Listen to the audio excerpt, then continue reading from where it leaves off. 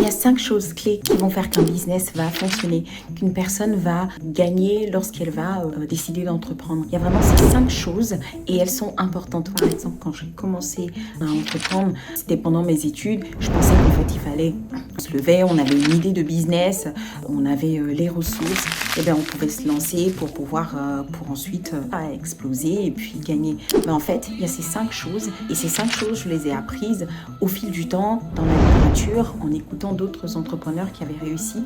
Et je voudrais en fait te partager ces 5 choses dans cette vidéo afin que toi, tu ne galères pas. Si tu es déjà en train d'entreprendre ou si tu n'as pas encore entrepris, ces 5 choses, elles vont t'aider vraiment à pouvoir avancer avec conscience parce que tu sauras un peu plus pourquoi telle ou telle chose ne fonctionne pas et tu pourras en fait adapter en fonction de ces 5 choses. Donc la première chose et qui est vraiment importante, c'est le mental. C'est la première chose lorsqu'on souhaite entreprendre parce que si le mental n'est pas fort, si le mental n'est pas préparé, en fait à la première secousse, on va abandonner. Donc vraiment ce premier élément, il est très important parce que moi je me rappelle lorsque j'avais commencé à entreprendre, les premières questions, les premiers doutes, en fait on va se tourner vers les mauvaises personnes, on ne saura pas prendre les décisions, on va se ratatiner parce qu'il y aura une déception par rapport à un client. En fait le mental est très important et ce mental, ce n'est pas parce que une personne vient d'une situation familiale compliquée qu'elle a besoin de préparer son mental. Tout le monde a besoin de préparer son mental parce qu'on a parce qu'on a des antécédents et un historique différent. Certains peuvent avoir de fausses croyances par rapport à l'argent, des croyances par rapport au travail, des croyances par rapport à l'effort, comment est-ce qu'il faut travailler, comment est-ce qu'il faut se comporter, l'attitude par rapport aux collaborateurs, par rapport aux clients. Donc vraiment tout ça c'est important de travailler et c'est ce que je vais mettre dans le mental. Donc les premiers entrepreneurs lorsqu'ils commencent à vouloir entreprendre, en général, on commence tous par le développement personnel. Et en fait, c'est quelque chose qui se fait au quotidien, qui se fait vraiment au fil de l'eau et qui se fait tout au long de la vie d'entrepreneur. Donc, si toi, tu voudrais entreprendre, si tu n'as pas encore commencé, vraiment, commence à préparer ton mental. Préparer ton mental, en fait, à résister à l'inconfort, à tenir dans l'inconfort. Préparer ton mental par rapport à l'argent, au fait que tu vas gagner de l'argent, à être prêt à vouloir gagner de l'argent, à accepter de gagner de l'argent. Il faut aussi lister en fait quelles sont les croyances, quelles sont tes fausses croyances, qu'est-ce que tu penses par rapport à l'argent, par rapport à ton entourage. Peut-être que tu te dis, si jamais je réussis, et ben en fait mon entourage va peut-être me solliciter un peu plus, va peut-être me poser plus de questions. Donc en fait, ou sera même contre, ils seront contre si tu viens ton entourage en fait qui est plutôt classe sociale basse. Donc du coup, tu vas peut-être te dire, ah en fait si je réussis, ils vont me rejeter, je serai peut-être rejetée. Mais en fait, c'est vraiment l'occasion, c'est la première étape pour se poser les bonnes questions, pour définir ses croyances, pour les lister et en fait les rejeter, toutes les croyances qui ne vont pas dans le sens de l'entreprise, qui ne vont pas dans le sens de l'entrepreneuriat. Il faut vraiment les réécrire, se reprogrammer et c'est très important.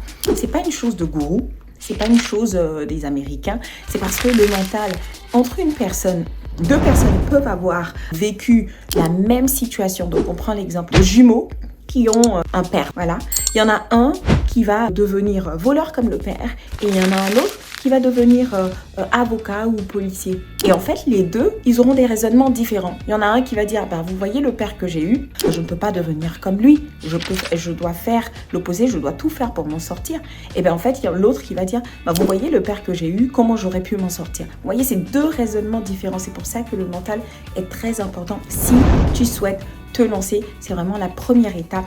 Acheter des livres, il existe plein de formations et YouTube est un bon moyen pour vraiment préparer son mental pour pouvoir être prêt à affronter l'inconfort, à résister dans l'inconfort. La deuxième chose, une fois que tu as compris que le mental est important, la deuxième chose, c'est de trouver ton business. Là encore, il y a plusieurs idées de business. Tu vas entendre, ah oui, tu pourrais par exemple lancer un business en ligne, tu pourrais faire du dropshipping, tu pourrais par exemple faire de la location de voiture, tu pourrais faire du Airbnb. Il y a énormément d'idées de business. Mais en fait, il faut que, avant tout, tu te demandes, est-ce que c'est quelque chose qui t'intéresse? Est-ce que tu as de l'expérience dans ce domaine. Est-ce que c'est de l'expérience que tu peux trouver, apprendre d'autres personnes ou via des livres? En tout cas, vraiment, est-ce que ça t'intéresse? Parce que si ça ne t'intéresse pas à la première secousse, tu vas abandonner. Quand j'ai commencé à vouloir entreprendre, et même chaque jour, j'ai des idées de business. Dès qu'on se balade sur Internet, on voit des idées de business. Telle personne gagne 10 000 euros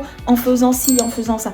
En fait, il faut vraiment prendre conscience que tu ne peux pas tout faire et toutes les idées de business ne te correspondent pas. Il faut que tu te poses la question, quelle est l'idée de business qui te correspond? Parce que c'est celle-là, c'est avec cette idée de business, même si tu n'es pas payé, même si tu as des difficultés, en fait, tu vas persévérer parce que l'idée, parce que le business te convient, parce que le business rentre dans tes valeurs, te correspond. Tu as des personnes qui vont se lancer, faire des boîtes de nuit. Tu as des personnes qui vont se lancer, qui vont se lancer dans les distributeurs, faire des distributeurs de cigarettes ou d'autres choses. Est-ce que vraiment c'est des idées qui te correspondent? C'est des idées en fait de business qui te correspondent. Donc c'est vraiment important que tu te poses la question. Ok, il y a plein d'idées de business, mais ne prends pas la première. Moi j'ai fait cette erreur de vouloir lancer ci et ça, mais en fait à un moment on se rend compte que peut-être le contexte, l'environnement ne nous convient pas. Donc en fait, on se dit, au final, je vais laisser tomber ce business parce que ça me prend la tête. En plus, je ne gagne pas beaucoup et en plus, ça ne me correspond pas. Voilà. Donc c'est vraiment le type de raisonnement que tu pourrais avoir si tu ne choisis pas bien le business, si tu ne choisis pas un business qui te correspond.